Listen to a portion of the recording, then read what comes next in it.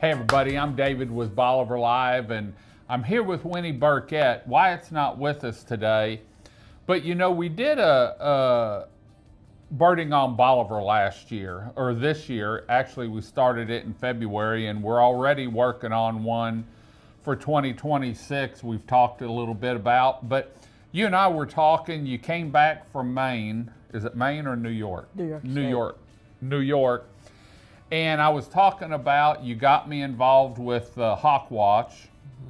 And I was talking to you about the Osprey. How many it seems like there's down here, and someone else made a comment. David, have you noticed it seems like there's a lot more Osprey this year? Let's talk about the Osprey, and we've got video we're starting right now. A lot of people think they're eagles. That's right. A lot of people think they're bald eagles. Bald eagles, but they're not. They're not. No, and in more ways than one. That's right. That's right. Let's talk about some of their features. Okay. Because they've got some toes that swap around, and You're going to use all my lines. Yeah. Can't tell you anything.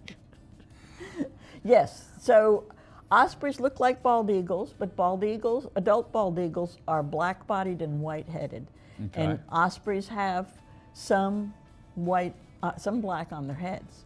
So that shows you the difference. We don't get very many bald eagles on the peninsula, but we do get a lot of ospreys. A lot. And some people think they're hawks, but they're not a hawk. They're often called fish hawks, but they are a raptor that eats fish. And that's all they hunt. And that's all they eat. And they're adapted for eating fish. Their outside toes, you know, most birds have three toes in the front and one in the back. Well, the one toe on an osprey can switch around front or back. And that makes it easy for them to flip the fish around. Okay. Because they carry fish to a perch to eat it. And it needs to be aerodynamically appropriate. That's Right. not the right word. It needs to be It needs to flow through the air good so it doesn't drag them down. That's right. So they can take and move that toe back and forth. Okay. And they make it so the fish faces frontwards. I know we've got a picture, and I'll try and find it. Maybe you're seeing it now. And I was telling you, when I'm driving back and forth from Port Bolivar to Crystal Beach, it seems like certain telephone poles is where I can see. In fact, some of this video you're seeing is what I shot this morning, actually, because I went and checked telephone poles. But every once in a while, I'll catch one setting up on a telephone pole, and you'll see part of a fish, either a tail or a head, hanging off the pole, and he's eating. Yeah. And they're really good fishermen. They've done a lot of studies on osprey because they were endangered because of DDT, so a lot of people studied them. And they found out that 1 in 4 dives, they catch fish. Let's talk about, you said that the numbers had been going down up north because the Menhaden population and the water was less. Right. That's sort of a domino effect on a lot of things, isn't it? Oh yes, it's a big effect. Well, you know, if they don't have food, you know, they die. The adults have been dying on the Chesapeake Bay is where the Menhaden problem is, if I'm not mistaken.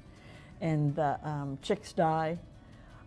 And we only have osprey in the wintertime. Right. And that's because, let me take a step backwards. We only have them on the winter. They don't breed here, but they breed on the Gulf Coast of Florida. Okay. And that's because we have silty water. And ospreys can live here in the winter because they can catch enough fish to feed themselves, but they can't catch enough fish to feed chicks. Okay. And that's what you're seeing in the Chesapeake Bay. They can't catch enough fish to feed chicks. You said something to me the other day about older osprey versus younger, about migration, and the younger sort of mill around a little bit till they figure out where they're going. Let's talk a little bit about what their migration path is and where they end up, or is this their winter home for a lot of them? So there's eastern and, well, ospreys always nest around water, and Okay. they nest all over the northern part of the states and Canada, and they nest on lakes, and they nest on the coast. Okay. So the West Coast ospreys go down to Central America. They don't Okay. go very far. The East Coast ospreys go, some of them come to Texas. I think ours may be East Coast ospreys, but I don't know that the data shows that. Okay. But some of the ones from Massachusetts go all the way down to Chile. Oh, do they? And they know that because they put transmitters on them. Right. And when they were endangered before, they were trying to figure out where they went and what might be the problem. And so we know, but it's easier to put transmitters on chicks than it is adults. They get them in the nest when they're a little bit older than I don't know. They're not quite adults, because if they're adults they can fly. Right. But if they're flightless, not right word. If they can't fly yet, then you can pick them out of the nest and they put transmitters on their backs that last 2 or 3 years. Oh, so okay. that So they gives can us, see they data. can see data from when they start. Okay. Where did they go? And they used to think that a lot of birds followed their parents, but they're finding out that's not true. Really? So that's why the young osprey wander around a little. They have to figure out where they're going. Where am I going to catch enough fish? Right, right. You know, you were talking about transmitters, and this is off the subject a little bit, but I saw a show the other day where they were actually putting micro transmitters on monarch butterflies, right, to see where they're coming from and where they're going in the paths they taken. They showed them, and it was just like a micro dot almost, and I thought that was really neat. Yeah.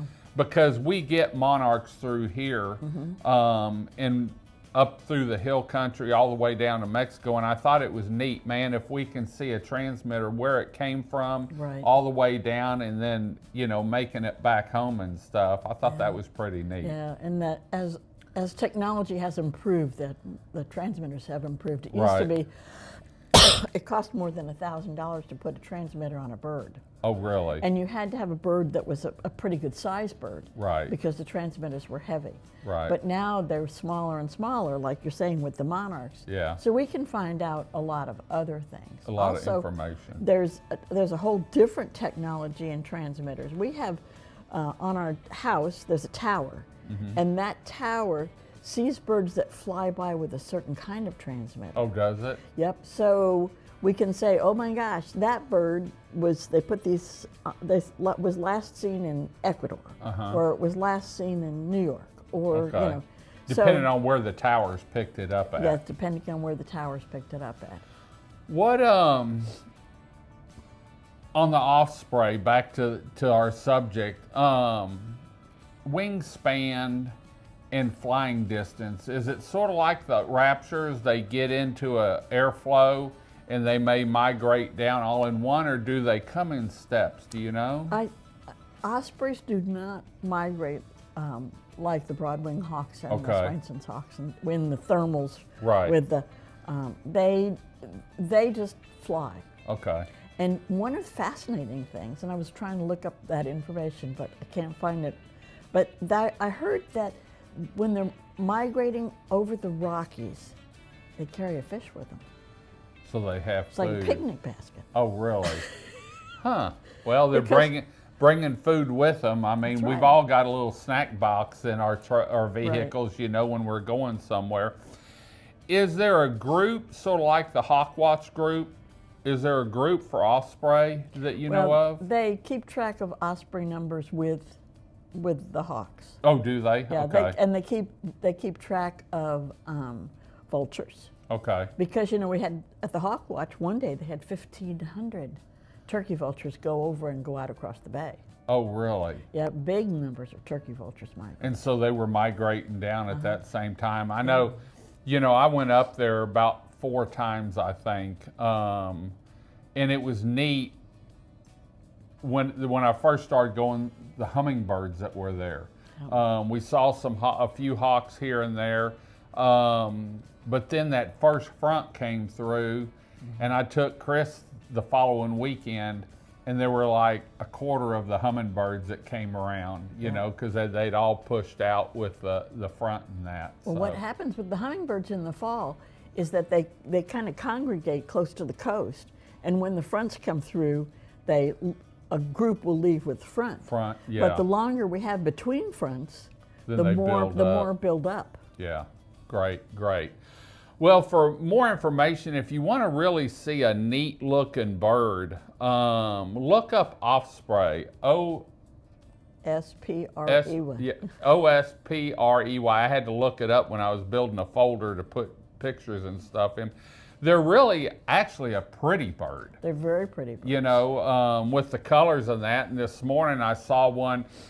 He was cleaning himself. He was up on a telephone pole, and he was taking his bill, going over his feathers and stuff, and the wind was blowing, and it actually looked like he'd had a pretty rough night because his feathers were a little bit everywhere. But take a drive around and look at the telephone poles. They roost on the top of telephone poles, light poles.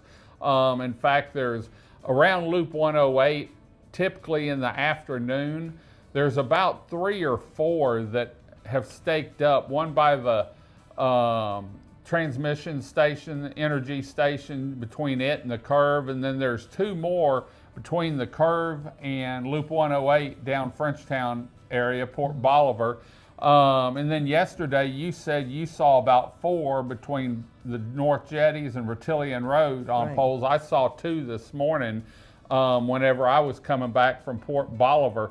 And so get out and drive around, and with phones nowadays you can zoom in on them, videotape them, take a picture of them, but they are really, especially the adults, I don't know what they look like as chicks, but the adults are really pretty. Yeah, the chicks are pretty much the same except their feathers have an edging on them. Edging? Yeah. Okay, great. Well, we're gonna bring you some more. We're getting ready for Christmas. Once we get done with Christmas, I can't wait to get back out. I've been out to the rookery a couple times looking around, but there's too many leaves and trees, and there's some water turkeys, I guess, or something out there. Neotropic cormorants. Cormorants are out there. And I just started seeing some groups of rosettas. And so hopefully they'll start showing up around here. We can get you some pictures and some video clips, but get out and explore Bolivar. That's what it's all about. Not only the history we have here, but the birding's phenomenal. And I can't wait to start filming the new Birding on Bolivar for 2026. Well, Winnie, thanks for joining us. Until next time, I'm David with Bolivar Live. Y'all have a great day, great week. Come see us. God bless, and bye-bye. Video equipment is sponsored by Crystal Beach Decor and More, located at 1959 Highway 87 in Crystal Beach, Texas, and Beachy Beatnik Boutique and Jewelry, located at 970 Surfside and Highway 87 in Crystal Beach, Texas. Thank you to these 2 businesses for being our 2025 video equipment sponsor for Bolivar Live.